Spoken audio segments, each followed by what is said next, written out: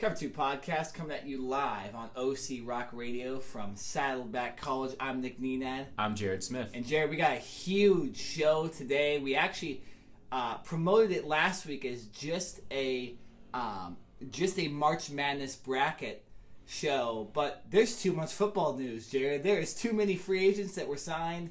There's too much craziness, too many trades. So we're going to have a football segment as well today. Oh, we have to. We have to. And me and Jared were even talking about this last night. We had the plan to do the March Madness bracket and all that, but then so much stuff happened the last 2 days in the NFL. We're like, we got to talk about the NFL too. So this will be one half of the podcast will be about our March Madness bracket, so we'll have to limit what we talk about there. But then we'll have a full 20-25 minute segment on the NFL as well, and possibly Do You Care? Could be the NFL too. So, oh boy, it's a big show. And Jared's going to be gone for 2 weeks after this, too, so it's our last show for a while. So we're going to make it good. Oh, yeah. We're going to make it good. But so, like I said, we're going to start with March Madness. One of my favorite times of the year, to be honest, because it's just the craziness of the March Madness bracket, just even picking it and getting involved in all the tournaments with your friends. And then, of course, actually watching the games, too. Enjoying the basketball. Enjoying the basketball is also fun. What's your take on March Madness before we start doing our picks? Your take on the annual March Madness tournament? March Madness is, I agree with you, it's one of my favorite times of the year, and it's because everyone, I don't care if you're a sports fan or not, seems to get involved with this, right? Like, everyone seems to make a bracket, whether it's with work or with friends, like you were mentioning, and it doesn't matter if you know jack about any of these teams or you follow college basketball all year long. I know some friends that pick teams just because they like their color. or the mascot, or you know what I mean. So it's something that I think is really cool because anyone and everyone can get involved, whether you're doing it just for bragging rights or you're putting money on the line. I already have like 5 or 6 brackets. I forget. I have so many different winners, and I've got random upsets in certain brackets. So I have my main bracket here that I'm gonna try to look professional with. Absolutely. Right, but I'm sure I will butcher this one as well. But no, it's really about just making brackets with friends, watching the games, and having it be an interactive experience. No, totally. I actually did a couple fun, stupid brackets. I did I did one where all my favorites are kind of what I want to see in the tournament happen. Right. I did a football picks one where I had Alabama winning the whole thing. Oh my gosh. Yeah, so that was pretty cool. I actually ended up with Ohio State and Alabama in the final. So if you just pick based on the way a football team is, it's a fun way to do it. Obviously, that will never happen, by the way. No, 100% it won't. But no, so it's cool, and obviously we the tournament is already underway, but most of the teams that are playing right now in the first 4 probably won't end up winning. Let's talk about this just a little bit. UCLA losing last night to St. Bonaventure. Obviously, I think we both expected UCLA to win that game. I actually had them originally upsetting Florida in the first round. Wow. I changed that. Obviously, I now have Florida winning that game against St. Bonaventure. But UCLA, man, what a crazy year for them this year. Just let's talk about them real quick since their year is over, and we do kind of follow them a little bit more than most teams.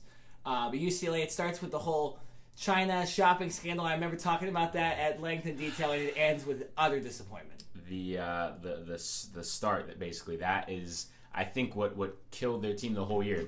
The pressure to then bounce back off of that horrible incident, right, and to come out and basically lose a few of your, I don't want to say best players, because I don't want to say that. Definitely not LeAngelo Ball. No, he wasn't one of the best players, but still, to lose pieces on your team at the beginning of the year like that, and to have to come back and face all the scrutiny and all that was a lot of pressure.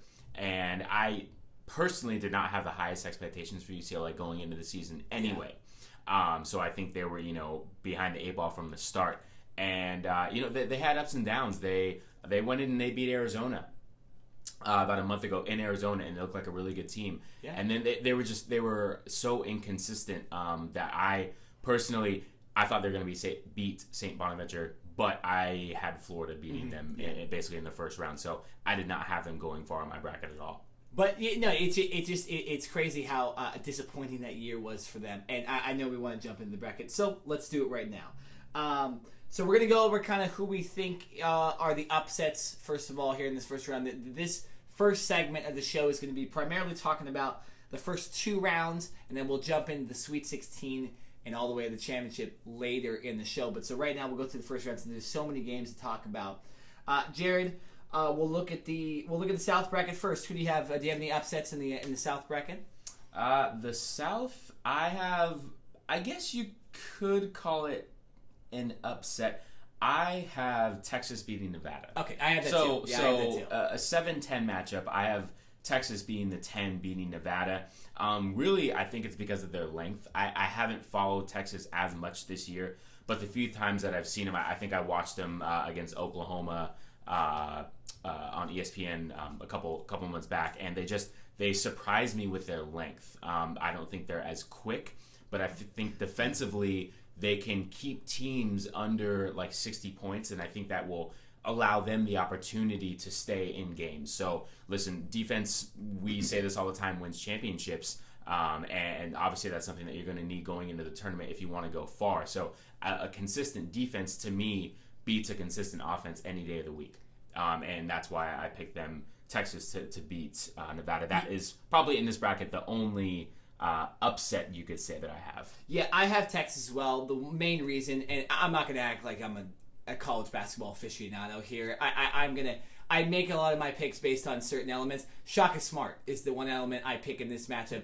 Nevada had a great year, but they kind of messed up against San Diego State at the end of the year, and they ended up losing the Mountain West. So I think that might affect them a little bit. And Shaka Smart has not won a tournament game yet as an NCAA, as the coach of Texas. Wow. So we remember him with VCU, obviously, all those years, getting pretty far. So I think that's the one reason I picked Texas. I also have Loyola of Chicago upsetting Miami. I've heard a lot of good things about Loyola of Chicago.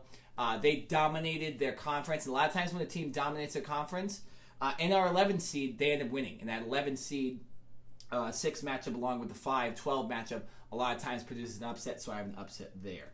Let's move to the West. I'll go first. I have South Dakota State upsetting Ohio State. South Dakota State has upset many teams. I think they'll continue that as well. And I also have, and I know you're going to like this one because our brackets are very different in this range. Oh, boy. This is my one upset that I picked that I don't necessarily think is going to happen, and it's not based on the merits of the teams, but I got Montana beating Michigan.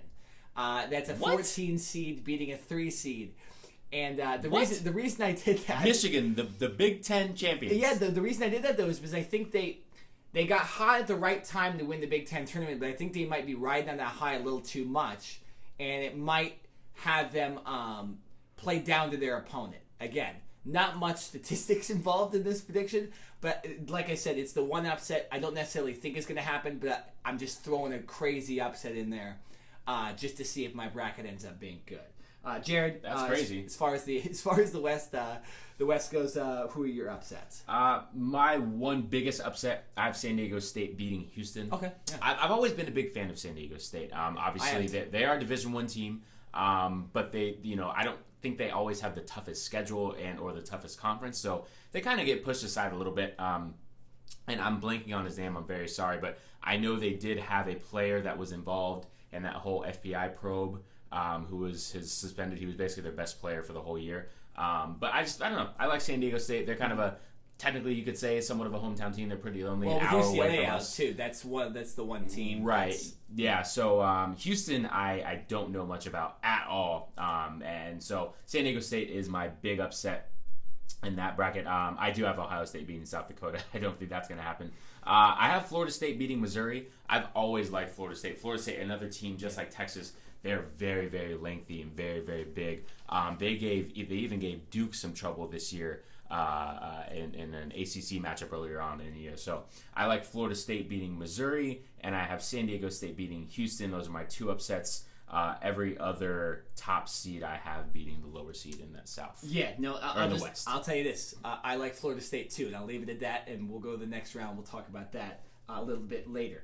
So moving on to the East, Jared, any upsets now? Let you take over for this one. In the East, I have Alabama beating Virginia Tech. I do too. I do as well. Alabama, I think, is a very, very sneaky Colin team. Sexton. Yes, Colin Sexton, a very, very sneaky team that obviously when you think of Alabama, you think of football, obviously. But Avery Bradley, right? Who's their head coach? Avery Johnson. Avery Johnson. I'm sorry. Why am I thinking Avery? I'm not thinking Avery Bradley. Avery Bradley's actually out for the season. Yeah, he is. Sorry, Avery Johnson. Shows you where my mind is. Has really had this team going, and I can't remember the last time that Alabama had this good of a team. No is way. it all because of Sexton, or do you think that Sexton was one of the reasons they advanced far in the SEC tournament? This team reminds me a lot of Oklahoma with Trae Young, but Alabama's better than Oklahoma is. So Alabama, legitimate force. I think they win that game as well. Any other upsets besides that? Those that was my only main upset. This bracket was like the serious bracket that I made, so I don't have a whole lot of major upsets. I got you. I don't have as many as I usually do too. Yeah, so that would be my only upset in the East. I have Alabama winning. I didn't really consider that an upset because I think that's a pretty even match. Well, yeah, that's 8-9. Yeah. That's pretty even. I have Butler somewhat upsetting Arkansas as well, 10 seed beating the 7 seed. I thought about that. Yeah, but then I kind of went back to my gut and I'm going more tournament experience with them. Arkansas right. usually isn't in the tournament. Right. Butler seems to be in every single year, and playing in that Big East. Man, what a conference that is that's come out of nowhere essentially in basketball. I think playing in that Big East, constantly playing teams like Villanova, Providence, Seton Hall, teams like that, I think that's enough to get them at least one win. So going down to the Midwest, another bracket, like I said to you before the podcast, this side of the bracket for me, looking at it, there's not a lot of upsets. I have Oklahoma beating Rhode Island, and the only reason I picked this is, number one, Trae Young, but I actually don't think Oklahoma's that good of a team. Rhode Island kind of messed up at the end of the season, so I think that will be enough for Oklahoma to win this game. I think they have no chance in the second round against Duke, but I have them upsetting Rhode Island. I don't think that's that much. Neither of those teams really are that good. So that's an upset was just 10-7, but Oklahoma, even though they barely got in, I think they escaped the first round as well. Yeah, no, Oklahoma isn't getting past the second round. I have them advancing as well, and for one reason, it's only because of Trae Young. I think for one game against a team that isn't as, I guess, as competitive or doesn't have as much talent, I think Trae Young can dominate the game. But going up against a much bigger opponent in a Duke in that second round, I don't think there's any way Trae Young can lead a team by himself. No. We saw throughout the year he wasn't able to do it against Kansas, wasn't able to do it against Texas Tech, or any of the other big teams that they went up against. So he is a great player and a great talent, and I believe that he has a place in the NBA and he will get there. But by himself, I don't think he can will a team much farther in the tournament. So yeah, I do have them beating Rhode Island, Oklahoma that is, and then losing to Duke. I also have the winner of the Arizona State and Syracuse beating TCU. Oh, okay. So I have that 11-6 matchup technically being an upset. TCU did not really impress me at all this year. Okay, so it's more about TCU. It's not necessarily about right. ASU, Yes, this is more about TCU and my personal opinion, not just being that good at all. Like the fact that they're a 6 seed to me, I would have put them more as a 10 seed. Oh, so I mean, sorry to throw shade at them. I actually like Syracuse in this. I think when in the tournament, there's not a lot of teams that, at least that I've seen, that play a 2-3 zone defense for the entire duration of the game. Duke, the midway through the season, switched to that. But there's not a whole lot of teams that play that strictly 2-3. And it's something that Syracuse has so much length that it's tough to game plan for. So, it's one thing to practice and try to get used to it, but to actually go up against those guys and their length, I think that's a really, really tough matchup. So I think they beat TCU, move on to the second round against Michigan. Yeah, you mentioned the length. They're actually they're the tallest team in the entire. Based on average doesn't surprise me at all. They're the tallest team in the tournament, even though they were actually the last team put in as well. So you have them winning. And so let's move on to the round of 32. So we'll go back up to the South. We'll try to keep it so we're not talking about the same teams over and over again. So me, as far as the South goes, I have no upsets. I have the 1 seed, 2 seed, 3 seed, and 4 seed. So I got Virginia, Arizona, Cincinnati, and Tennessee winning all their matchups. No upsets there. Do you have any upsets in that round? My one change from yours is I do have Miami beating Loyola Chicago. Gotcha. Absolutely. So then in the second round, I have Miami facing Tennessee, and I actually have Miami moving on. Cool. Interesting. Yeah, Miami is a really, really good 3-point shooting team, and I think that I'm just kind of going with a gut feeling here. I think that they upset Tennessee and move on to the next round against Cincinnati. So the top of the bracket, I have Virginia playing Arizona. So Arizona would then beat Kentucky. Kentucky, to me, was a very interesting team. Obviously, Coach Calipari, and Kentucky's always in the consideration for top 5, if not top 10. Too many losses recruiting classes, right? Yeah, but this year, the last couple of years, Kentucky hasn't been the Kentucky of old. I think they still get good recruits, but I think Duke, North Carolina, some of these other teams are kind of stealing some of those recruits. Like Duke obviously has the top 3 players in this upcoming year's recruiting class. Yeah, and I think Kentucky's having a difficult time getting those top end, like 1, 2, 3, number ranked player recruits. So I think that's hurting them a little bit. And yeah, Kentucky to me does not look good at all. Obviously, I had them beating Davidson in the first round. Yeah. But I was not really. It did not surprise me, and I wasn't really afraid to pick Arizona over Kentucky at all. Well, yeah, I'll just say this: I almost picked Davidson over Kentucky. That was one of my upsets. That was one of my possible upsets. I looked into it. Kentucky is a huge mismatch over Davidson, so I wasn't going to do that. But I have Arizona easily beating Kentucky. Arizona's a great team. Obviously, DeAndre Ayton and no suspension. I'm forgetting the guy's name. Who's their top shooter? The guy that was suspended for steroids a little bit during the season. I'll have to look up his name. Yeah, we'll look him up a little later. We'll give you the name. But, I have Arizona winning that matchup as well. And then I have Tennessee and Cincinnati. Interesting about this part of the bracket, too. Virginia, the number 1 seed, and Cincinnati, the number 2 seed. Those are actually the number 1 and 2 teams in defense in all of college basketball, too. So, interesting that the NCAA put them in the same bracket. They do. But so if either of us have Virginia and Cincinnati moving on, we'll talk about that later. But that potentially is a all-defensive matchup in that Elite Eight matchup. But so move on to the West. So Jared, any upsets in this one? This is the one where Xavier is the number 1 seed. I agree with you. I have Gonzaga beating Ohio State in my matchup. That is the only upset. I've got Michigan beating San Diego State. I think Michigan coming on strong at the end of the year, beating Michigan State in the Big Ten championship. I think they have a lot of momentum right now, and I think that will carry them into the Sweet 16. Obviously, I have North Carolina beating Providence, so I have Michigan facing North Carolina, and then I have Xavier, the number 1 seed in the West, moving on to beat Florida State to play Gonzaga. Yeah, so this is where our brackets get a lot different, at least in this one. So I had Gonzaga facing South Dakota State because I had the upset, so Gonzaga easily gets past them. I had Houston playing Montana. Houston gets past Montana. And then I had North Carolina playing Texas A&M. North Carolina moving on to play Houston. Here's my one big thing, though. And this is one of my bigger upsets in the entire tournament. We talked about Florida State, how we like them.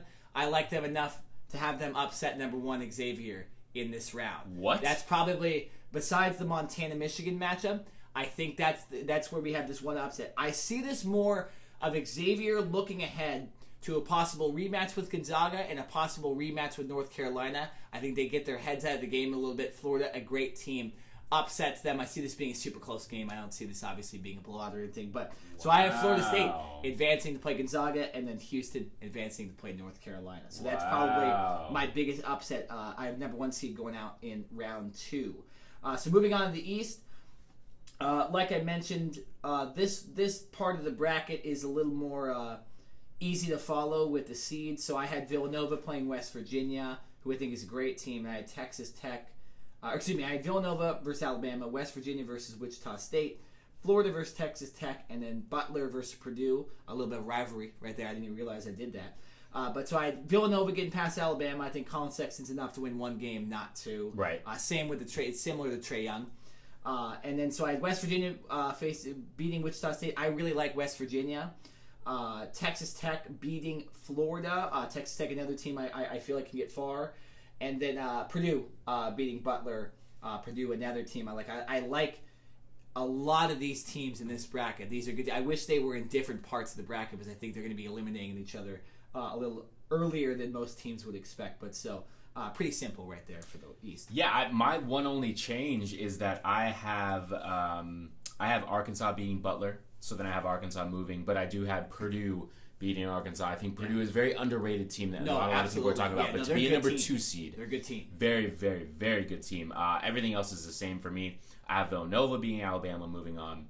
West Virginia beating Wichita State. That Villanova-West Virginia matchup, I think is very interesting because West Virginia plays that press, that full court press basically the whole game. Yeah. And that's another matchup along with, a team that likes to play zone that it's tough to prepare for. And it's, their speed playing that press basically the entire game causes multiple turnovers. So listen, you're going to turn the ball over. It's about sustaining the, keeping the ball creating as many non-turnover situations as you can. But I have Villanova moving on and beating West Virginia, and we'll get to that a little bit later. But West Virginia is a sneaky team that I had to sit and think about for a minute and say, because they do play that press and not many other teams do that, I think that's an advantage that they have that other teams do not.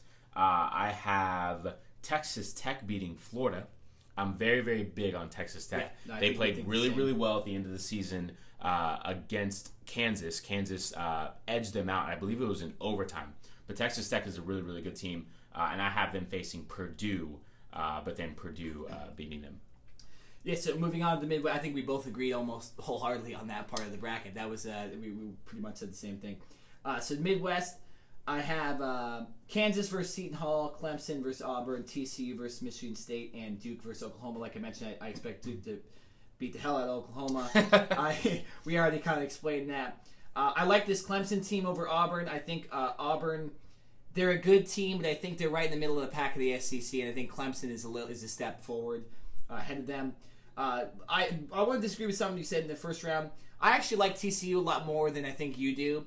TCU is a rebuilding program, and they've done well. They won the NIT last year. I don't think they get past Michigan State. Tom Izzo, too many good players on that team, but I think this is a closer game than people think. And TCU, if I were to change my brackets, say later in this day before the thing starts, that TCU upset over Michigan State might be one I pick. But for right now, I'm going to keep it. And then Kansas easily beating Seton Hall. Any differences with you? I have, let's see. You had Syracuse advancing. So. Yes, I had Syracuse advancing. I have Auburn beating Clemson. Mm-hmm. I guess not much of an upset because that's a 4-5 matchup. But Auburn, another kind of sneaky team that they're not really known for basketball in a sense. But I think this year, I don't really even know too many of their players, and but I think they've I guess come along in the SEC, and the SEC in a sense, other than really Kentucky, isn't the greatest basketball division, or conference, I should say. So I'm not saying that it was an easy road for Auburn, but I think they had easier road than. One other thing to think about with Auburn is the Charles Barkley curse. Right. A lot of times teams that Charles Barkley picks to advance further don't do it. And Auburn, I think he is 100% on their band. Obviously, he went there, played there, and is a respected member of their alumni. But I think that might jump into it too. I think a lot of times when Chuck says stuff about a certain team, a lot of times that other team ends up winning. So you might want to think about that. Interesting thought, yeah. But I have Kansas beating NC State. Like I said, Auburn beating Clemson. I had Michigan State rolling over Syracuse, even though I gave Syracuse a lot of credit in the last round for their defense. It's tough, though. Michigan State and Miles Bridges. Because they would already play 2 games. Too. Right. So it's tough. Yeah. Michigan State's going to roll, and then obviously we both agree Duke. That Duke-Michigan State game, I hope that one happens because that would be a very, very good matchup. Absolutely, and we will talk about that later in the show. You're going to have to wait till the end of the show to hear the rest of the bracket, but we're gonna move on to football. Coming up after this break, we're going to be talking Kirk Cousins. Where'd he end up? Sam Bradford. Where'd he end up? Case Keenum. Where'd he end up? Richard Sherman. Where did he end up in this whole thing? So we will talk about that coming up next on the Cover 2 podcast. Okay, we got news, folks. Kirk Cousins is being reported, made the right decision. He's going to be a Minnesota Viking. This was the right call. Of course, Minnesota overpaid for him. Listen, there are a handful of things in life you overpay for. As I always say, central air in Arizona, overpay for it. A winter coat in the Northeast, overpay for it.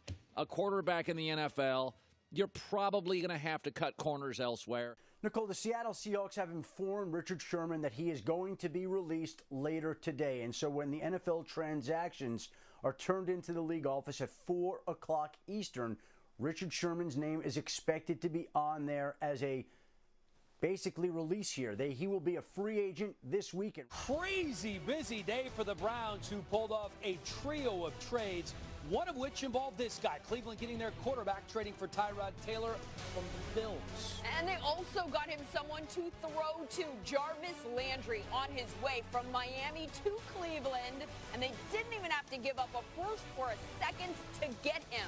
Cover 2 podcast back live on OC Rock Radio. Once again, I'm Jared Smith. And I'm Nick Nenad. And we are switching segments and moving over to a little NFL free agency frenzy. There's some crazy stuff happening, Jared, even in the break. Crazy. We just had a breaking news story in the break, which we will get to later on in the Do You Care segment. A little tease. We are going to make you wait. But we definitely wanted to get into all of the big free agency moves. Today, Wednesday, March 14th, is actually the first day of the new league year. But starting on Monday, 2 days ago, was when teams were actually allowed to speak with players, and there wasn't any penalty or anything like that for speaking with players. But today, officially, players can sign with their new respective teams and or re-sign with their old team. So a lot of news, a lot of moves to get into. I do want to start with the Cleveland Browns. Yeah, well, we'll kind of try to be chronological here because this happened last week, obviously after we recorded our podcast. We weren't able to talk about it. But,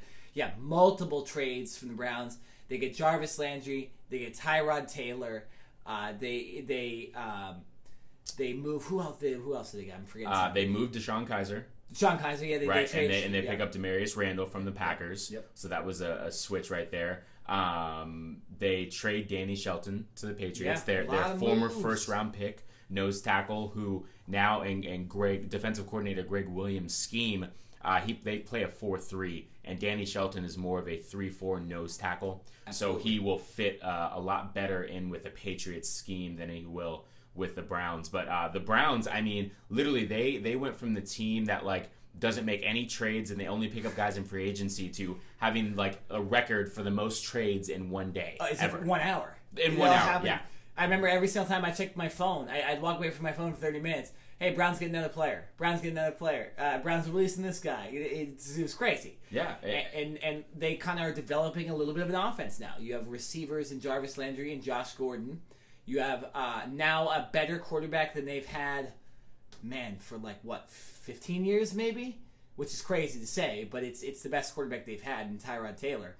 And the biggest thing, I think, out of all of this, they keep the number 4 and number 1 picks. So they still have a chance to take Saquon Barkley. For now, yeah. Still have a chance, you believe, to draft another quarterback I still think they will. So then they can do whatever they want. The Browns are set up good. I'll start with this, though. They're still not a playoff team. No, in my mind. They're still not a playoff team. Everybody jumping on them, saying they're like a 5-6 win team, maybe a 7-win team. But they still have good. They play in a good division. They play Pittsburgh. They're probably going to lose to Pittsburgh twice. The Ravens are getting better, and the Bengals are still there. They're not a horrible team. So I don't think the Browns are going to be lighting the world on fire. But this does give fans hope for them to actually win some games this season because literally they haven't been winning games. But I like the moves and it sets them up good for the future. No, it does definitely. And listen, on paper, when you think about it, Jarvis Landry and Josh Gordon. If Josh Gordon can get his nose clean. That is a nasty lineup. Now, if they can get Joe Thomas, obviously they're all-pro left tackle who has been with this team forever, one of the best left tackles in the history of the game, going straight into the Hall of Fame, no doubt. He is still iffy on if he's going to come back or not. But if he comes back, I know we wanted to say in chronological order, but I'm not sure if we're going to be able to get back to this one. The Browns also today did just sign Carlos Hyde. Yeah. So we can talk about that in the right. Yeah. So Carlos Hyde, Jarvis Landry, Josh Gordon, you put that with Tyrod Taylor, who's very mobile. And this offense, listen, I'm not trying to say they're, top 5, but this offense is going to be that's a big jump. This offense is going to be pretty stacked. Well, it's definitely better than the Bills' offense, and the Bills made the playoffs last year. Yeah. So there's somewhat to think about. I don't think there's enough on the defense. No, and David Njoku, who they drafted last year in the first round at tight end, a very versatile kind of receiving threat tight end. Yeah, no, defense I think is still where they're going to have to really upgrade in the draft. You've got building pieces with obviously Myles Garrett, and you've got Jamie Collins, who they traded from the Patriots a couple years ago. You've got not Julius Peppers. I forget his first name. Peppers, too. Right. Their other first-round pick, because every year it seems like they have 2 or 3 first-round picks. So they have some building pieces on defense, but they need better depth, and I think that is where they're going to do that in the draft. So, I totally agree with you. I think they can get 5, maybe 6 wins.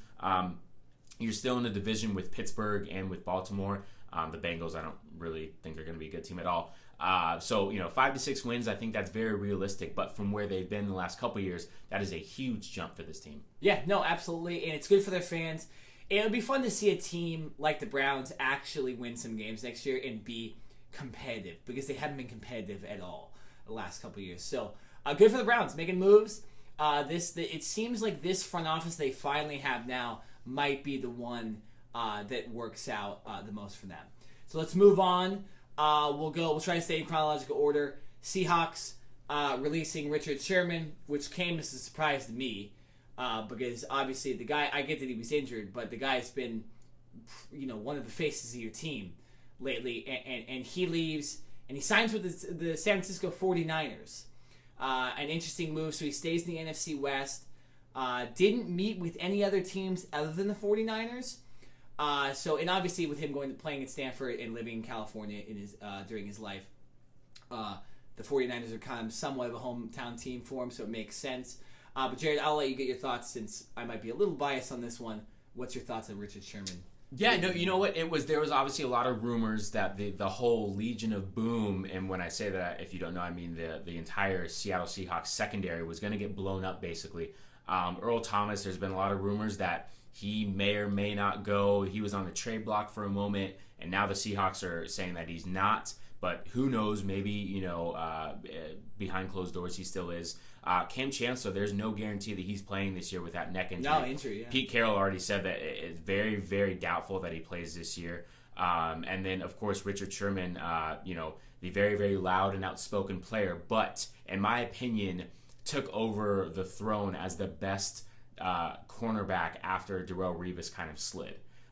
He is known as more of a zone coverage guy, but in the past couple years, he's played a lot more man-to-man and done more traveling with other teams' best receivers. So I think he definitely deserves the credit and the recognition as the best cornerback, for at least the last 4 or 5 years. So it wasn't too shocking that he was released. And it's a little shocking that he did go to San Francisco, only for this one reason, because I'm still not sure how good San Francisco is really. Well, and he said he wanted to go to a contender, and yet I agree with that. I don't think San Francisco's a Super Bowl. I totally get he went to Stanford, so he's familiar with the area. I get that. He's from California. All that makes sense. But I think there were other teams, that were better contenders right now if he's looking to win another Super Bowl. The Patriots, the Cowboys. There's probably 5 or 6 teams that I could list off here right now, and I'm not even saying the Cowboys just as a home pick. I think they're a better contender than the 49ers are right now. So one interesting note about Sherman is that he actually negotiated his own deal. He does not have an agent. So right now I think he's getting $7 million, which is basically guaranteed, but the entire contract is up to $39 million. So with incentives, if he makes the Pro Bowl, if they win X amount of games, if he gets X amount of interceptions, he will earn more and more money. And I think the reason why he was betting on himself is because the Seahawks released him, they still owe him a percentage of his contract. Yeah. So it's not like he was a free agent and was able to go and sign a completely new contract with anyone else and not get any money from the Seahawks. He's going to be getting paid 2 salaries this season, one from the Seahawks and one from the 49ers, plus all of his other endorsements. So I think that's one of the reasons why, in a sense, he took a smaller contract, even though his play shows that he should be getting much more. It's interesting that he did take a little bit less of a deal for the 49ers, but you make a good point. He's still getting paid by the Seahawks, so he doesn't need all of that money necessarily. Makes sense.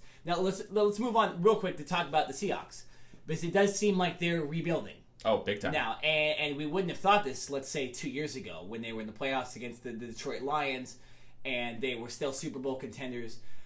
For me, I love to see it, to be honest. I love to see Seahawks give away all their players. They just gave away Paul Richardson, didn't sign him back. They still have Doug Baldwin, and they still have Russell Wilson, franchise quarterback. So you're always going to be solid there. But yeah, other than that defense, man, there's not many people left. I've heard they want to sign back Sheldon Richardson, but they are really cutting back, and this seems like a full rebuild for the. Well, maybe I shouldn't say not full because they still have a quarterback, but it's as close to a full rebuild as you're going to get in the NFL. It's a big one. Obviously, Russell Wilson is there, and he just lost one of his receivers, Paul Richardson, who signed with the Redskins. So there's rumors that DeMarco Murray is going to visit with him. I think that would be a big signing. They haven't really had a feature running back in a very long time since Marshawn Lynch. So DeMarco Murray, I think, can still play. I think that was another surprising cut one that I'm kind of jumping ahead to. But I think if they can get DeMarco Murray, that will really help Russell Wilson with the passing game. But no, you're right. This defense is going to look dramatically different.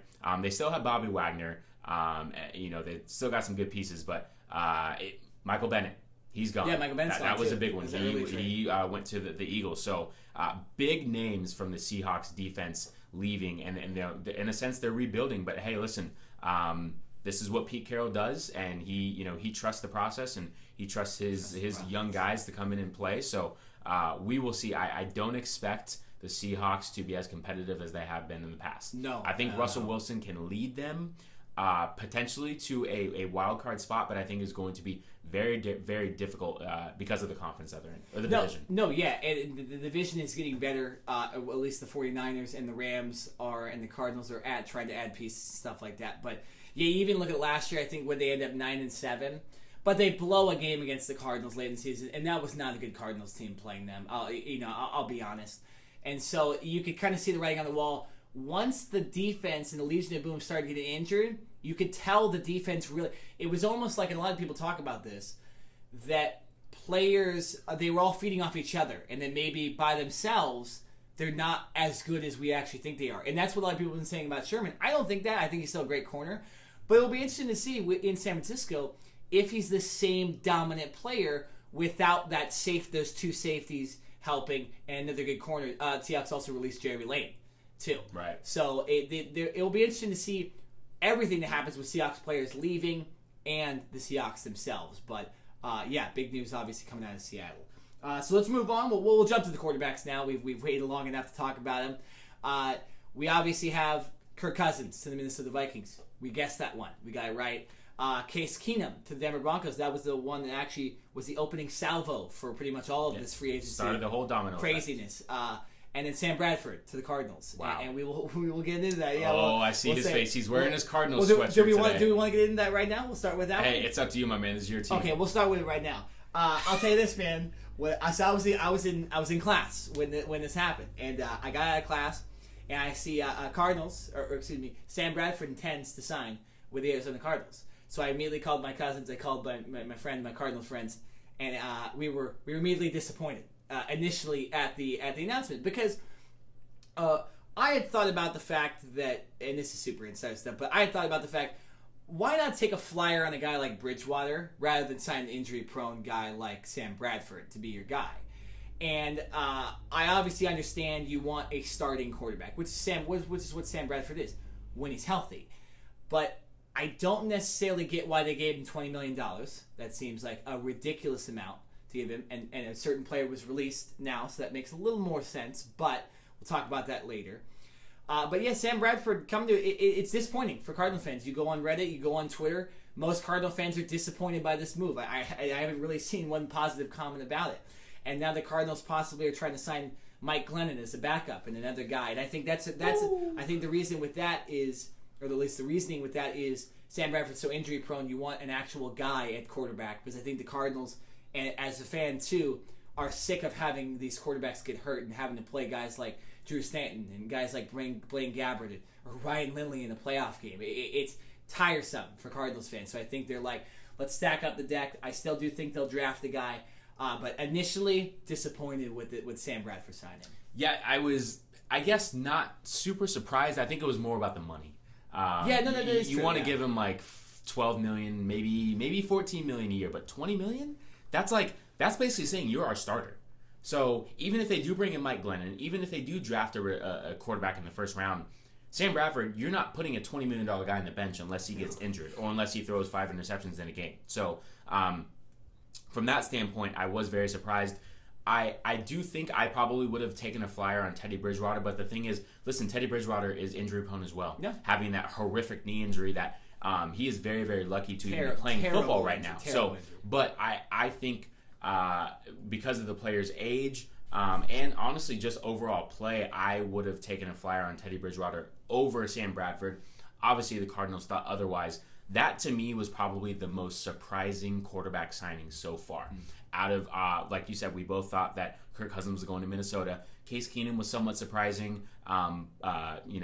But that was one of the teams that was in the Kirk Cousins running kind of legitimately, and I think that having the second best quarterback go to that team makes a lot more sense. Right, yeah. So just very, very surprising. But I do still think the Cardinals right now, Sam Bradford is technically the only quarterback on their roster. So whether they get Mike Glennon done or not, I think they're definitely going to draft a quarterback within the first 2 rounds. We have to draft a quarterback because Sam Bradford's not the future, okay? And Mike Glennon hopefully is not the future in the minds of our GM. And I love our GM, Steve Keim, too. I know he's not making these decisions with the wrong thoughts in his head. I think he's just saying we have enough talent right now with David Johnson and Larry Fitzgerald, and we have enough talent on our defense to where we can still make the playoffs. If all things go right, we're possibly a contender. But so he doesn't see this. He doesn't want to rebuild. And I think that's one way you get rid of Larry Fitzgerald, too, if you start to rebuild and have, let's say, Josh Allen or Josh Rosen as your quarterback next year. So I think he's saying, hey, we're going to put some solid quarterbacks on the field for you. Maybe not the best, but we're going to put solid. But we're also going to rebuild or we're going to have a quarterback under them to go up. So hopefully we draft a guy in the first round as well. I don't want necessarily a Mason Rudolph or something later than that. But just being super opinionated and super biased about it. Disappointed about the Sam Bradford signing. It makes sense, though, but we still need to draft a guy. Yeah. So let's move on. So we talked about Keenum and Kirk Cousins. Kirk Cousins going to Minnesota. The biggest thing out of this, though, and we just talked about money with Sam Bradford, fully guaranteed contract. Fully. Never. I don't think that's ever been done all before. Of the money. Was it 91 million or 81 million? Something like that. Maybe it's in the middle. 86. 84. 84. Okay, so I was close. I was close. But yeah, so he's getting $84 million no matter what, which is insane. And this sets a precedent for the rest of the league because now when I don't know who's free agent next year. Aaron Rodgers and Russell Wilson are the next 2 big time quarterbacks. Okay, to so come they're up. getting fully guaranteed contracts too. Oh yeah. And then the next wave is getting full. So and then you're probably going to see corners get fully too. So this is the beginning of fully guaranteed contracts in the It NFL. is, as it should be. Yeah, unless Kirk Cousins completely screws up with Minnesota. I think that's the only way that there's not guys signed fully guaranteed contracts later. But I still, if I had to bet on it, it's most of these quarterbacks, and then eventually at their key positions in the NFL will be getting these full guaranteed contracts. Right. One thing about the guaranteed contracts, though, is that this is only a 3-year deal for Kirk Cousins. Yeah. So even though it is fully guaranteed, if for some reason he doesn't live up to this hype, which, listen, there's a lot going on here, and he's going to have to play very, very well. But if the Vikings don't feel that he lived up to it, it's only for 3 years. A lot of times you see when these quarterbacks sign major big-time deals, it's for 5 years, potentially even 6 years. So this is basically half of that time. So I think it's a good thing for both sides. Obviously, the Vikings get their franchise quarterback that they've been looking for a long time. Kirk Cousins gets some security. He gets his money. He gets a fresh start. But also, Kirk Cousins gets a chance to basically be a free agent again in 3 years. Yeah. And he's going to have another opportunity to make even more money. I mean, Kirk Cousins He's not going to be old either. Kirk Cousins is seriously going to make the most money ever. Yeah. Out of any quarterback in NFL history, in my personal opinion, making $24 million last year under the franchise tag, and then 2 years ago, the first time he got franchise tagged, he made $20 million. So he's made basically $45 million over the last 2 years, and over the next 3 years, he's going to make $84 million. Well, a lot of dollars. That's a lot of dollars. Let's preface this. He's going to be the highest paid quarterback ever until Aaron Rodgers gets $1 billion contract in about 2 or 3 years. So that's the way the money's going in the NFL, is that eventually these quarterbacks are getting paid $60 million or something like that, which, to be honest, they deserve. If NBA players are getting paid $40 million, NFL players deserve to get paid that kind of contract. So good for them. But anything as far as quarterbacks that we want to talk about anymore? Or just quick hitters. Drew Brees obviously re-signs with the Saints. That was a foregone conclusion. Teddy Bridgewater, who we thought was going to sign with the Cardinals, ends up signing with the Jets. And Josh McCown also. Yes, Josh McCown. So there's somewhat of a quarterback competition going on there, and I think the Jets are still in play to draft a guy as well. So I believe those are the major quarterback signings. There. So I want to say jump right back into the receivers. Sammy Watkins signs with the Kansas City Chiefs. I think that was a big move for the Chiefs. I think giving Patrick Mahomes, I guess you could say maybe a true number one threat. I don't really know if Sammy Watkins is definitely a number one guy. Yeah. I think the Kansas City Chiefs hasn't really had a number one receiver in a long time. Having Tyreek Hill on your roster will help Sammy Watkins. Oh, big time. And Yeah. Travis Kelce and Kareem Hunt. I forgot about those guys. Yeah, right. So that offense is going to be very, very stacked. I think once the Rams didn't franchise tag him too, this was evidence that he was going to leave Right. as well. I mean, he was traded last year essentially almost as a what's the term for it? A rental in a way for 1 year. Rental. So I didn't really think he was going to sign back with the Rams anyway. He goes to the Chiefs. Yeah, thank you for going to the Chiefs because it seems like everybody's been signing with the NFC too. Right. I complained about this on Twitter too. Me and you. Every team in the NFC is just getting better, and every team in the AFC is just doing normal stuff. Nothing. So thank you, Sam Watkins, for leaving the NFC. So jeez. And then Jordy Nelson from the Green Bay Packers leaves the Green Bay Packers. He gets released, so he's a free agent now. He can sign with anybody. Who were you saying? I think you were telling me this in the break. Yeah, there's rumors and reports that Jordy Nelson wants to speak with the Patriots. So, oh my gosh, wow, come on. just give Tom Brady another weapon. Boo. Right, Brandon Cooks and Jordy Nelson. Are you kidding me? That would be pretty ridiculous. Yeah. But how about the Packers signing Jimmy Graham? Yeah, That's a pretty big deal. Aaron Rodgers got a huge touchdown threat, end zone threat, and Right. and then they also signed Mo Wilkerson. Yes, they Who was did. released by the Wilson, the Jets. defensive end. So yeah, the Packers are making moves. Also, another team making moves is the Titans. Oh yeah. Titans making some signs. They signed Malcolm Butler to a huge deal. Who's the other player they signed to? Deion Lewis. Deion Lewis. Yes, Deion Lewis. Obviously, and then they gave away DeMarco Murray. You said you want to talk about that too. So they gave away DeMarco Murray. They signed Deion Lewis, but this means that Derrick Henry is the now lead the back future for back. them. Yeah. So there's that. They want to have thunder and lightning. Absolutely. With Deion Lewis as opposed to thunder and thunder. And this is the second year in a row that they've signed a recently released New England Patriots corner. They That's still right. have Logan Ryan. That's right. That's a pretty good cornerback tandem too. Oh yeah. In And Tennessee. Salvador Jackson. Yeah. Oh yeah, that's right. I forgot about that. Yeah. But so yeah, Titans are going to be a pretty good team next year. That's hey, listen, Jacksonville, Houston, Tennessee. Yeah.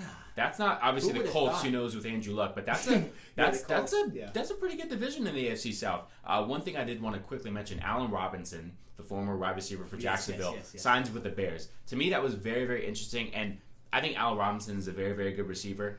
Not sure he's a true number one. Not surprised that he did not re-sign with the Jaguars. Surprised that he went to the Bears. The Bears are still, I think, a couple years away from contending, and I think what it showed by his signing, because he only got like $40 million for the entire contract, and obviously not all of that is guaranteed.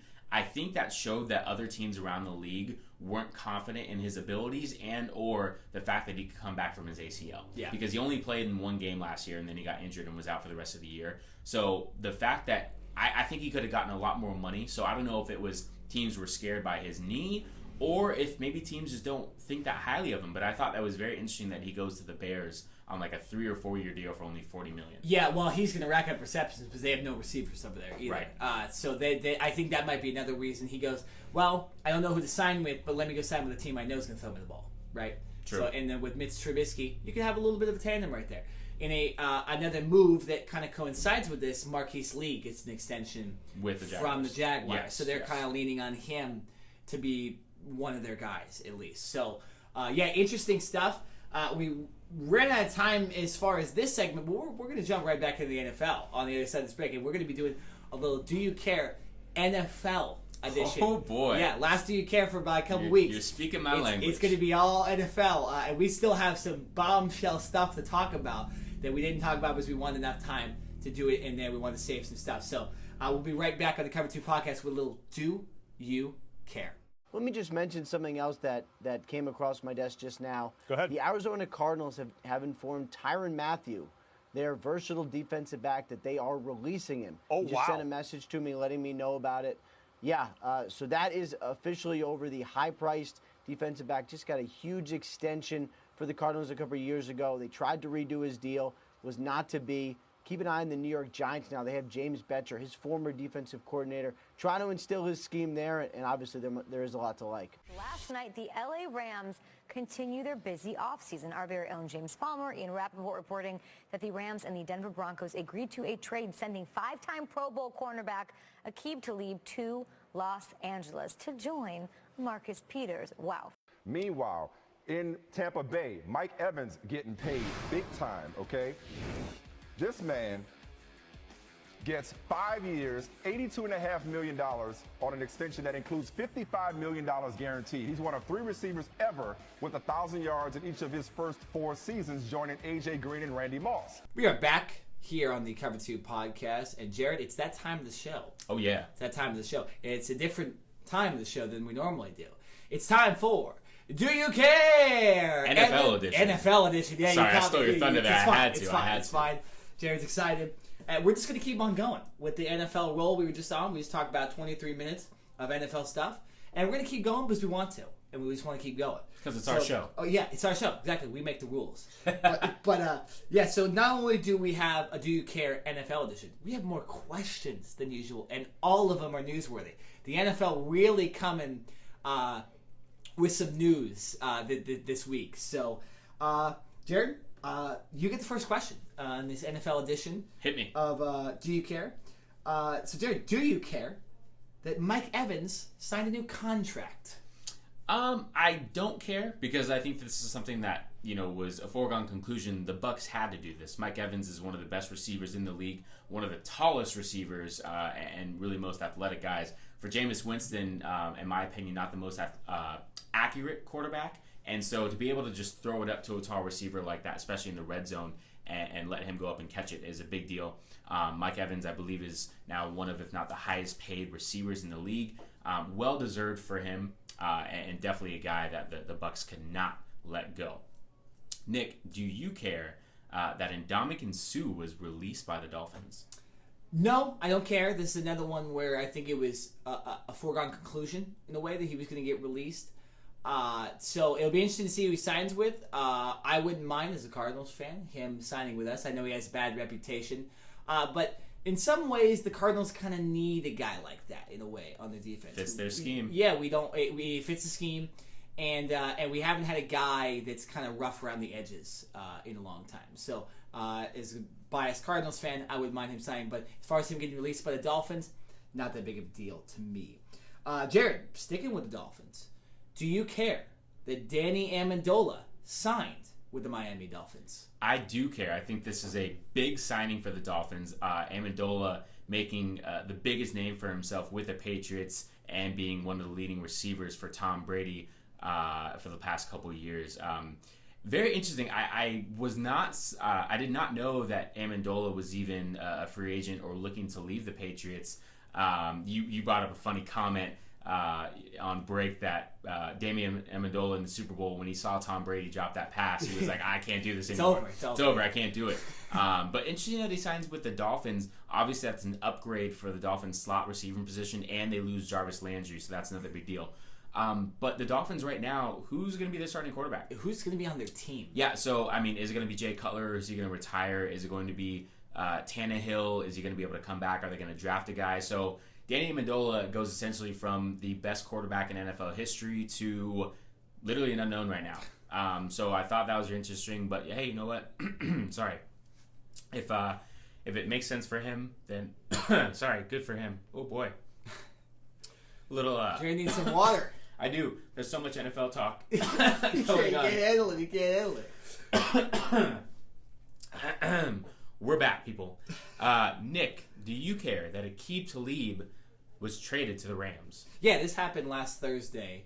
I do care about this, so if you're thinking about this is old news, well, it's not old news to us because we weren't able to talk about it last Wednesday. But yeah, Aqib Talib going to the Rams. This creates one of the best corner tandems in the NFL. We just talked about it in the last segment, Logan Ryan and Malcolm Butler. But man, Aqib Talib and Marcus Peters, that is a big time deal. And I think that Talib gets traded from the Broncos. The Broncos obviously want to get rid of his contract to possibly sign Case Keenum. Now that you look into it now, but man, the Rams are really going to be a good team this year.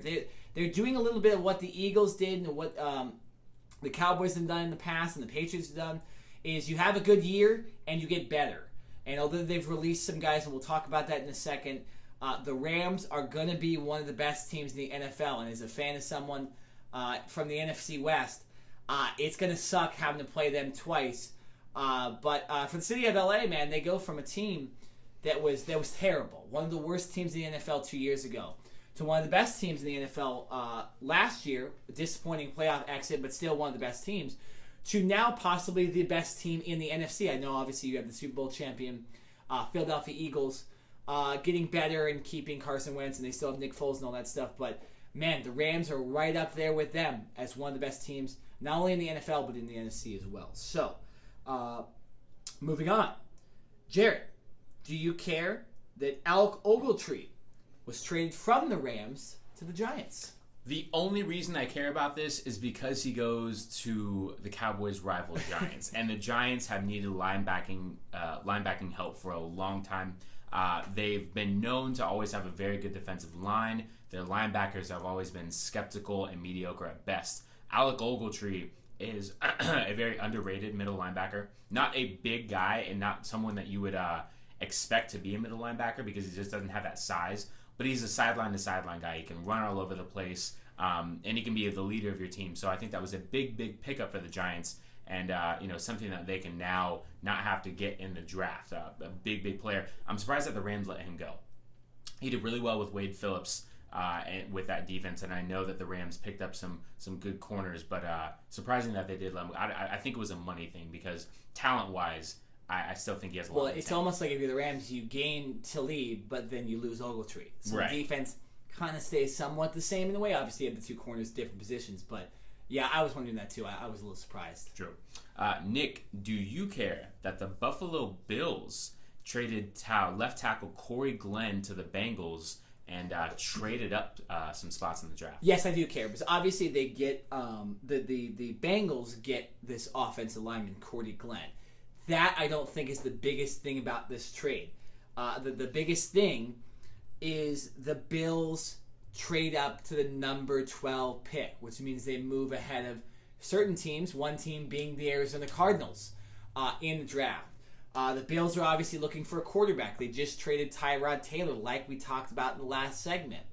So, this is a bigger deal than most people think because they're now in the 12th spot. I still think, though, they could move up in the draft because they obviously need a quarterback. They're going to be going after Josh Allen or Josh Rosen or Sam Darnold or Baker Mayfield. So them moving up is a big deal. Like I said, I think they move up in the draft still, but the Bills, making moves. Even though they're somewhat rebuilding now after giving away Tyrod Taylor, they still have LaShawn McCoy. So it's an interesting trade, and it has more meanings than one. And hopefully the Cardinals can trade up as well to get ahead of the Bills again, because obviously we don't want to be selling for one of the lesser quarterbacks or one of the last quarterbacks picked in the first round. Jared, last question for you. Do you care that Anthony Hitchens was released from the Dallas Cowboys? Yes, I do care. This was a big loss for the Cowboys. Anthony Hitchens was a very underrated linebacker. Obviously, I guess if you follow the Cowboys or if you know about them, Sean Lee is by far their best linebacker and most recognizable guy. But Anthony Hitchens was the guy that kind of did all the dirty plays. He did everything. He could blitz from you up the middle. He was a sideline-to-sideline guy, and I think the best thing about him was he was really, really tough. He played with a lot of injuries, and he was basically on the field. I think he in his 4-year career, he's only missed like 3 or 4 games. So very, very reliable, great guy in the locker room. Basically every Cowboys player so far has come out and said nothing but great things about him. But hey, listen, this is a part of the NFL business, and he was able to get more money from the Kansas City Chiefs, getting $9 million a year. That's who he's signing with, Chiefs? Yeah, a lot more money than the Cowboys were able to give him. So great pickup by the Chiefs. For the Cowboys, that's a big blow. They're going to have to draft a guy in this upcoming draft to replace him, but very, very tough to replace him. A very, very good, underrated linebacker. Nick, right back at you with a question for your Cardinals, and this was breaking news that just happened right during the podcast, right as we started.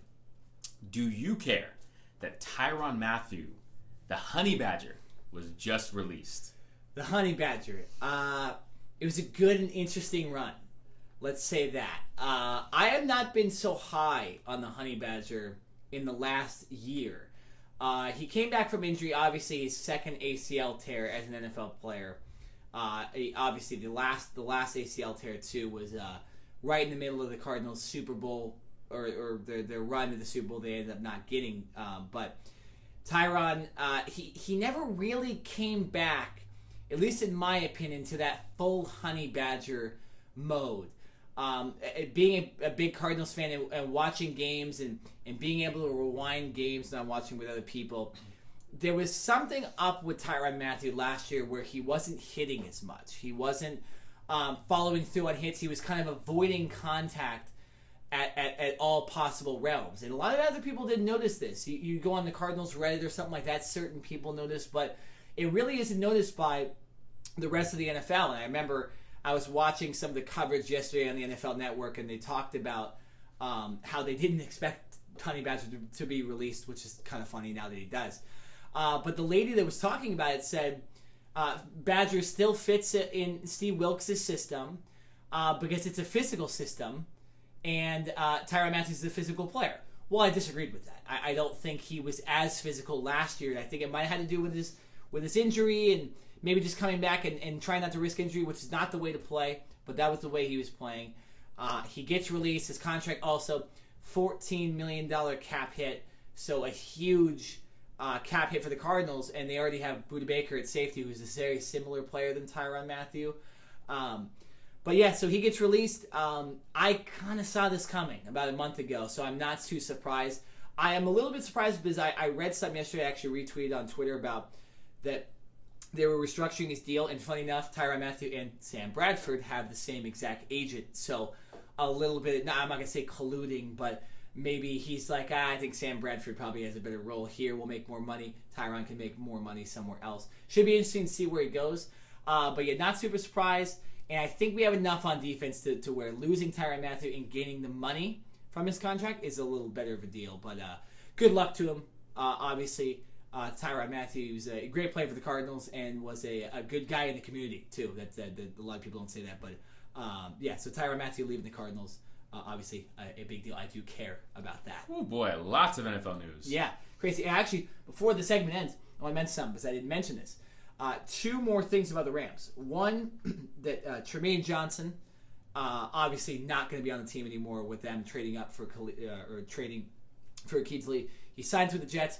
It was a contract that's about $15 million per year. 15. So he's getting paid. Wow. So no, they didn't pay a quarterback. They paid Tremaine Johnson. So Tremaine Johnson's a good corner, but I don't think he's $15 million. I don't know if he deserves more than Richard Sherman. Nope. Let's just say that. Nope. So, and then also with the Rams, I don't know if this happened when we were talking about the podcast last week, but Sam Shields also signs with the Rams. So they have a pretty good backfield on defense. They have obviously Akeem Lee, like we talked about, Marcus Peters. They just franchise tagged LaMarcus Joyner. And they also have Sam Shields as extra depth. So that just talking about, even though they lose Ogletree, the Rams are still a very, very good team, and they add enough to where losing a guy like Ogletree isn't as big of a deal. But yeah. So, yeah, man, you're right. That's about 40 minutes of NFL talk that we did not think we'd have last week, and we have a ton. I still think we could talk about more, but we gotta go to break, and we gotta move on to the next segment. We're jumping back in to the March Madness tournament. We're finishing off. We're in the Sweet 16 right now. We'll take you all the way to the final. We have different champions, so you're going to want to listen to our takes. We'll be right back on the Cover 2 podcast. It's rare, I think, where two people combine on a bracket. Because we don't agree on most. No, I know, but we won't. Because I got Lipscomb beating Carolina in the first round. Right. I didn't even put Auburn in the tournament. So well, if you feel strongly about that, go ahead. I'm a writer than pencil. So maybe you can put your great minds together and go through this, and by the end of the show, we'll have a completed bracket. Excellent job. Gonzaga celebrates another championship in the West Coast Conference. For the 6th consecutive year, the 17th time overall. The Jayhawks do it again. They are the champions of the Big 12. Cover 2 podcast back live on OC Rock Radio for our final segment of the show. And like Nick mentioned before the end of our last segment, we are jumping right back into our March Madness and finishing off our brackets, letting you know breaking it down for every single game, who we think is going to make it to the Final Four, and our champions. And like Nick also mentioned, we do have different winners winning the championship, which we will get to at the very end. So, Nick, how about you started off where we left off, and I believe we're in the Sweet 16. We're in Sweet 16. So let's start in the South. Is that where we're going? Yeah, we're going to the South. All right. So we're going to start with the Virginia-Arizona matchup. And this is where I have one of my upsets. And I call this an upset. It's 4 seed beating the 1 seed. I got Arizona beating Virginia. I had Virginia actually going all the way to the final until one thing happened. I don't even know the guy's name. This is my lack of knowledge about certain college basketball teams. But their 6th man of the year candidate, their 6th man, was injured and is out for the tournament. So I think when you come to play these big time teams, it's going to be tough, especially when you got a guy like DeAndre Ayton on the Arizona Wildcats. I think it's going to be enough for Arizona to get over the hump and beat Virginia. But like I said, before that injury, I had Virginia going all the way to the final and actually winning the whole thing. But this one injury, I'm going to take. They're going to get the loss to U of A. I knew this was going to be a close game anyways. But you add that injury, I'll give it to Arizona. But so Virginia, even though they're the number 1 team defensively in all of college basketball, I still do think that Arizona wins that game. They'll score enough and they'll play a good enough defense to win that game. And then moving on to the Tennessee-Cincinnati matchup, I think this is a mismatch. I think Cincinnati's a clear better team. Cincinnati, like I mentioned, number 2 in defense in college basketball. I think they win this game easy, which sets up an Arizona-Cincinnati matchup in the Elite 8. So, Jared, what about your South? Wow, okay. Virginia, to me, offensively, I don't think they're that great, but defensively, they're the best in the country. Number one. And they play hard man-to-man defense for 40 minutes, and they don't let up. And listen, they may not score a whole lot, but guess what? They ain't going to let you score a whole lot either. So, Arizona, obviously very, very talented on the offensive end with DeAndre Ayton leading the way, going to be a top draft pick, guaranteed. But I think this Virginia team has enough, even with injuries, that they can overcome that and be a good Arizona team. I think this is probably the closest scoring matchup. I wouldn't be surprised if this game went into overtime or something. I think it's a matchup of Virginia's great defense versus Arizona's great offense, and they're going to clash, and we're going to see. I have Virginia squeaking out a win against Arizona. I think it's going to be a great, great matchup.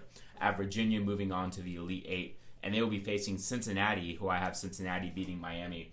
Cincinnati was, to me, I guess an underrated team because I didn't follow them too much this year. But, I mean, they were 30-4. Yeah, no, great team. So, it's a completely great team. In their last win in the American Conference, or the championship, I believe they only beat... who did they win against? Oh, yeah, they beat Houston by 1, 56-55. So that was a really, really close game against a ranked Houston opponent. But I think 30-4, I just think Cincinnati has a little more firepower than Miami does, and I know that you're not really big on Miami, as you had Tennessee beating Miami. Yeah. But I had Loyola Chicago. Oh, I'm sorry, Loyola Chicago. Winning. So you have zero confidence in Miami as to where I thought they were getting to the third round.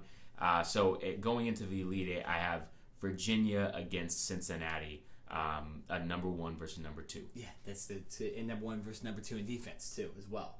That'll be a good matchup and fun matchup to watch.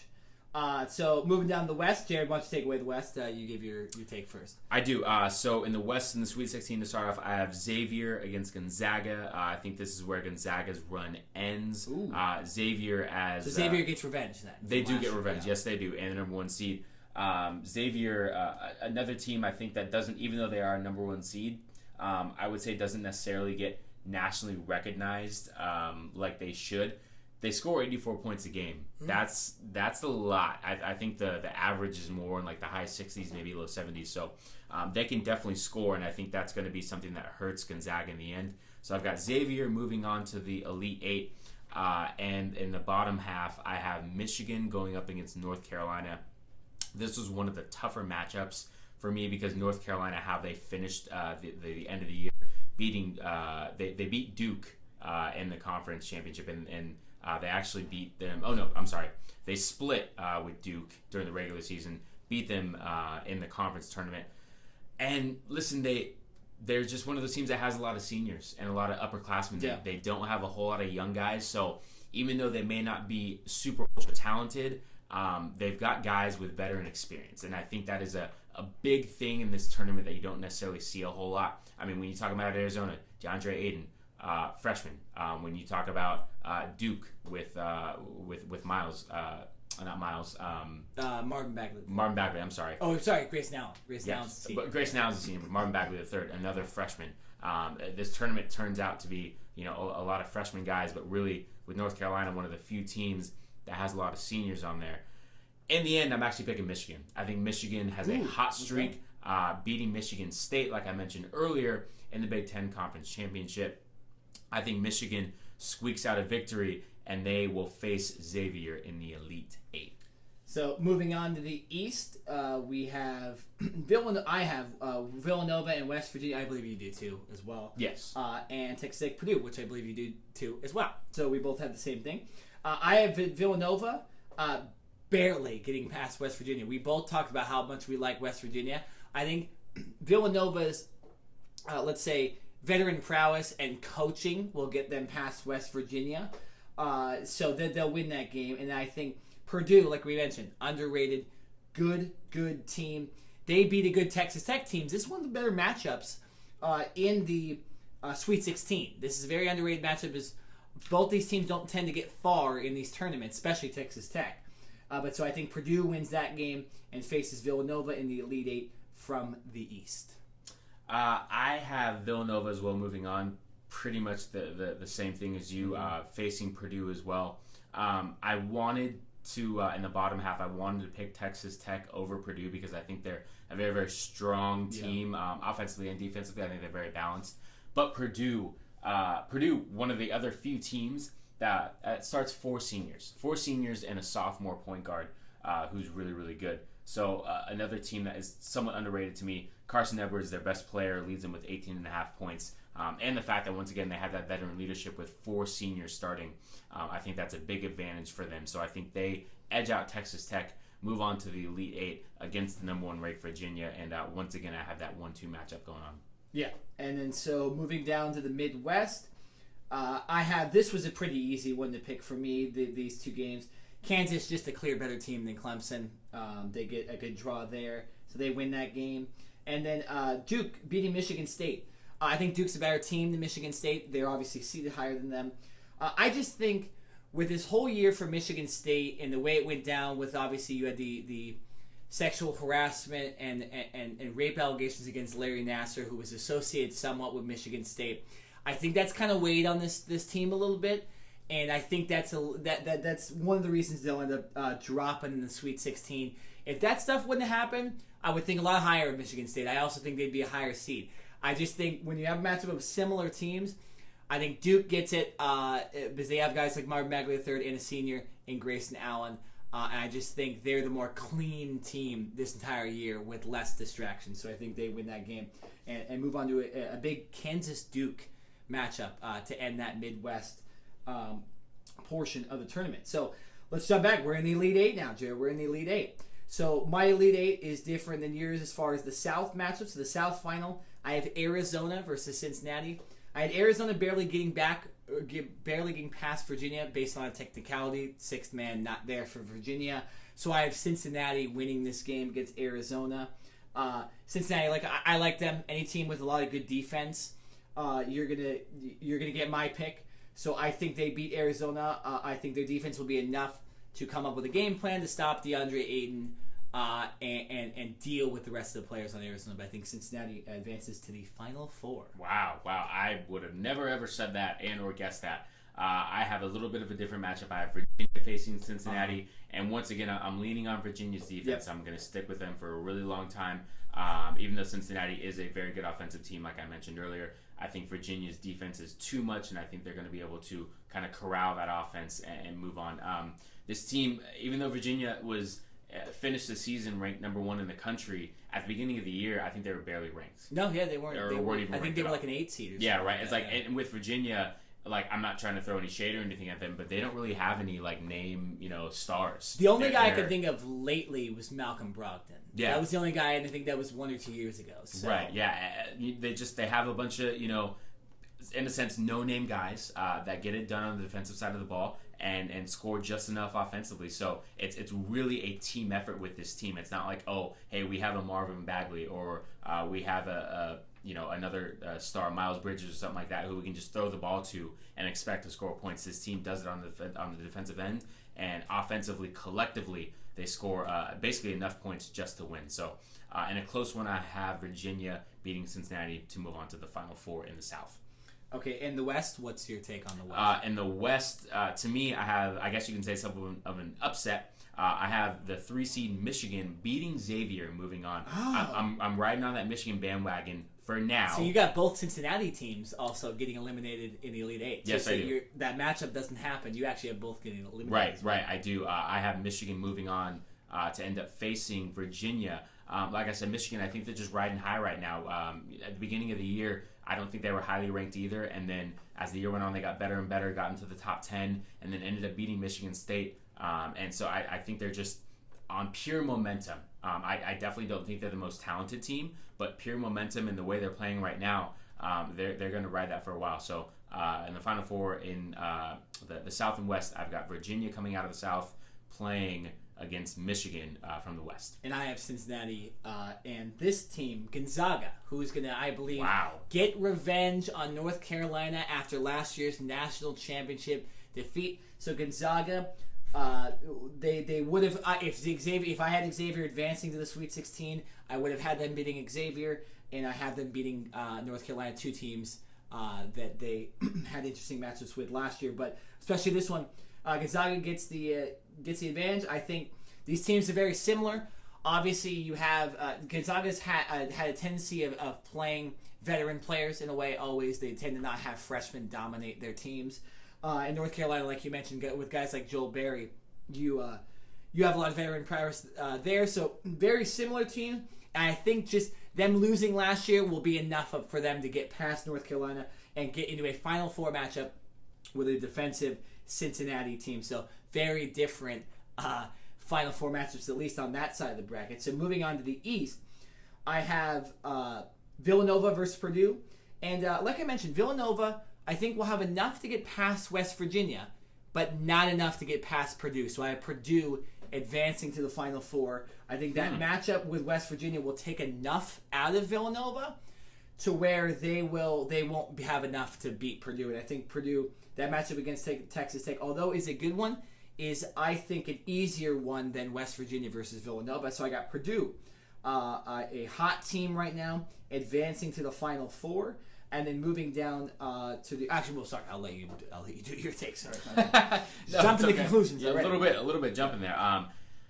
In the East, I've got Villanova beating Purdue. Okay. Jalen Brunson, Villanova's best player, basically averaging 20 points. It was very hard to pick against Jay Wright, too. Yeah, Jay Wright, really good. But and listen, Villanova won the championship in 2016 too. So this team has been here before recently, even though some of these players weren't here. Jay Wright knows what it takes to get there. I think they squeak out against a very veteran team in Purdue to move on. Going down to the Midwest, that Kansas-Duke matchup, offensively, probably one of the best matchups that you can have, right? When you've got Graham going up against Duke and Marvin Bagley and Grayson Allen and all those guys. As much of a Duke fan as I am going to pick Kansas. I think Kansas has too much firepower. They have 3 guys that shoot over 40% from 3. When they get hot, they are somewhat unstoppable, even though I don't think they play the best defense sometimes, and I think it will be an up and down matchup, going back and forth scoring wise. I think Kansas just edges Duke out a little bit with that firepower. Marvin Bagley, even though I don't know if he's necessarily 100%, he missed a couple games during the season with that knee injury.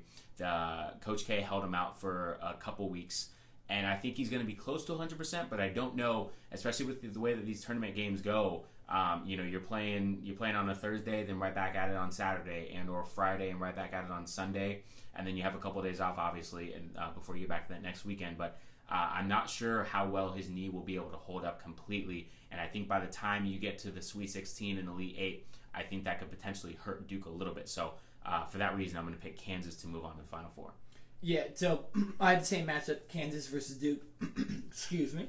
My matchup is a little bit, my result is a little bit different because I have Duke winning this game. And I think the veteran leadership of Grayson Allen will be enough to get past the Kansas Jayhawks. Like you mentioned, they have 3 guys that can shoot 40%.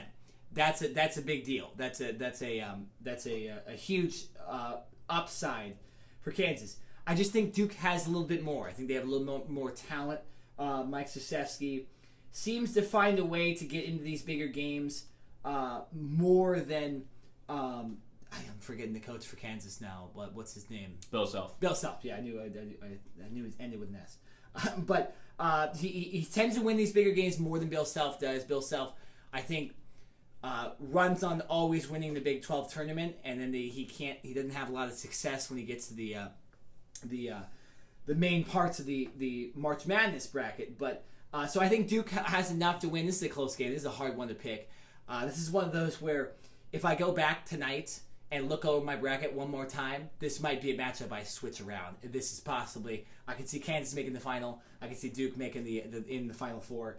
But I'm going to pick Duke. I'm going to stay with my initial premonition. I'm going to stick with Duke. So my Final Four right now is Cincinnati and Gonzaga and Purdue and Duke. Jared, I'll let you start with your Final Four predictions. Mine is completely different. Yeah. I have 4 different teams. I have 3 number 1 seeds. In the South, I have Virginia coming out. The West, I have the only non-number 1 seed with Michigan, the number 3 seed getting in. In the Midwest, I've got Kansas, like I just mentioned, edging out Duke. And in the East, rounding it out, I have the number 1 seed Villanova Wildcats coming out of the East. So I have Virginia going up against Michigan. Even though Michigan is riding high and coming off a lot of momentum, once again, I am sticking with Virginia's defense, and I think it is, like I said, they're no-name team, but guess what? They play together as a team collectively, and I am going to ride with them all the way up into the championship game in San Antonio, Texas. So I think they beat Michigan and get to the championship, which, like I said at the beginning of the year, was probably unheard of, seeing as they weren't even ranked and don't really have any big-time players on their roster. Moving over to the other side, Villanova will be going up against Kansas. I think Kansas has way too much firepower. Like I mentioned, with their 3 players that shoot over 40% from the 3. Villanova is a sneaky team to me because all 5 of their starters score over 10 points a game, score in double digits. I think that's something that not a lot of other teams do, so I think that's a lot of consistency on their part. But I think Kansas with Bill Self, way too much firepower, and really for me, I want to see, in my opinion, the best offensive team in Kansas go up against the best defensive team in Virginia. I think that would be a great 1-2 matchup, or in a sense 1-1 matchup, as both teams are number 1 seeds. So my championship game, San Antonio, Texas, I've got number 1 seed Kansas going up against number 1 seed Virginia. There you go, double 1 seed there in the final. Yeah. Well, as you might have figured out, I don't have a 1 seed in my Final Four. Like I mentioned, Cincinnati versus Gonzaga. I'll analyze that one first. I got Gonzaga winning. I think this team is very, very talented. Mark Few is a great coach, and he wants to get them back to the final to try to win a national championship after they heartbrokenly lost last year in the final. So I think Gonzaga, as a 4 seed, gets past Cincinnati. I think Cincinnati's defense will only get them so far in this tournament. They obviously avoid Virginia in my bracket, so I got Gonzaga being just a better team, them finding a way to get past Cincinnati and get into the final. And then I have Duke beating Purdue. Although I'm very high on Purdue, I just think Duke, Marvin Bagley III, if he's healthy, is the best player in college basketball. And then you combine that with Grayson Allen and other very good players, I think that's enough to get Duke to the final. And also having Coach K as a coach is not a bad thing either. No. And then so moving into my final, I have Gonzaga versus Duke in the Alamo Dome.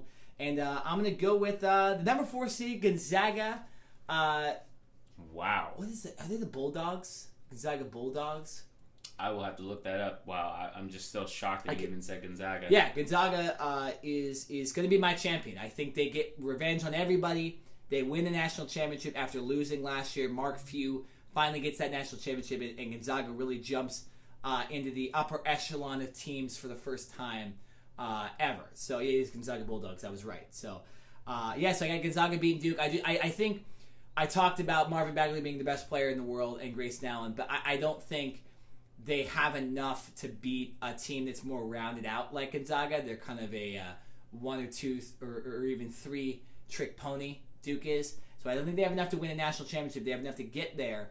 But I think Gonzaga wins the national title. That's what I have in my bracket. Ooh, man. So you have Gonzaga, and I've got Kansas. Boom. Yeah, I'm taking Kansas, man. Firepower. Offensively, I think even though I'm a big offense fan beats of defense. Yeah, even though I'm a big fan of defense winning championships, I don't know. I just for some reason Devontae Graham being the mainstay, I feel like he's been with Kansas forever, right? And I think he will be able to lead this team and just be able to outscore that tough defense in Virginia. So a very, very close margin. I've got Kansas winning 65-60. So somewhat, I guess, an average score for college basketball. But I think offensively they're just going to be a little too much for Virginia, and I think they edge it out. Yeah, with that defense, that score makes a little more sense. Mine being a little more of an offensive matchup, I had it 85-83. Oh, okay. So Yeah, I went pretty close. Yeah, mine, I guess, more boring than yours. Yeah, well, they'll still be both good games. We don't have a blowout necessarily thinking either, and it's hard to have a blowout in college basketball too. It is. But yeah, so Jared has Kansas winning the whole thing. I have Gonzaga. Real quick, is there any matchups just going after all this and just listening to each other's opinions that you might think you might actually change going into tonight? Because we still do have, being we're recording this on Wednesday, we still do have a couple hours to go until we actually have to turn in this bracket. So are there any matchups after hearing certain things I said, or just looking and researching while we're doing the podcast, that you want to change? I'm not as confident with my Miami pick reaching the Sweet 16. Really, I just Loyola Chicago don't like who's Loyola Chicago. I'm like, okay, if you can't beat Loyola Chicago as you have them beating Miami, like that's just a huge upset right there. And Tennessee, I think Tennessee is way too inconsistent. I think Miami is a really, really good 3-point shooting team. I think they're more talented than Tennessee, even though Tennessee's a 3 seed. So I think Miami, they're a 6 seed, so they're kind of right in the middle of the pack. They're not great, but they're not a 14 seed or anything like that. Yeah. I think Miami would be the one team where maybe I could say, all right, I guess I can see Tennessee beating them. Other than that, I'm pretty confident with my picks over here. I don't think I'm going to switch too much with this final bracket. Yeah, I think if I had to look at it too, this is another team that you have going far, and I don't necessarily. Michigan. Yeah. I obviously picked this Montana upset as an upset, but looking into it and just hearing some of the things you said, I probably shouldn't have Montana beating. I should look for another upset or just keep it as it is and just have Michigan winning. But just even looking at it, if they were to win that game, I think they could beat Houston, and then I think they would ultimately lose to North Carolina in mine. But I think I should probably change that if I want to. I might not. I might just keep it the same and just try to keep it too. But yeah, Michigan, that's one where I could look at. And then also, looking at some of the things you said about Kansas, that might be another one where I might at least get them into the Final Four past Duke. I'm just stunned on your Gonzaga pick. Yeah, I'm not going to get over that. I just think they have enough talent to get as far as I want them to get, and I think that will to win a championship after losing it last year is enough to get it. Ooh, okay. Yeah. All right, man. So this is the end of the show. We're gonna do the final thought. The final thought I want to ask you, because obviously, Jared, you're gonna be going to Africa for the next 2 weeks, so we're not gonna have a podcast for the next 2 weeks. So just tell us a little bit about what you're doing and how that trip's gonna go and when you're gonna get back and all that stuff. Yeah, no. So I'm going with my girlfriend who originally took a job out there for a year. And she said, hey, do you want to come to Africa? And I said, yeah, why not? Who would really say no to that if they get the opportunity? So I will be in Kenya, specifically in Nairobi. We'll be doing a game drive, going to a giraffe center, going to the city of Karen, and staying in a really, really cool resort, going to visit a local school that she is working with and being able to see the kids and interact with them and hopefully bring them some gifts and stuff like that. So I think it'll be a great experience. Obviously, a completely different type of culture, from the food to the atmosphere to hopefully meeting the people who I've heard are very, very nice and accommodating. So my first time out of the country, Actually, technically, I've been to Mexico, so I guess you could Oh, wow. say So that. you this is your first time out of the U.S.? It will be. Oh, yes. okay, wow. That's crazy. So we can finally get that passport stamped. Yeah. But yeah, no, I'm really, really excited going for 11 days. So I will be gone for the next 2 Wednesdays. Yeah.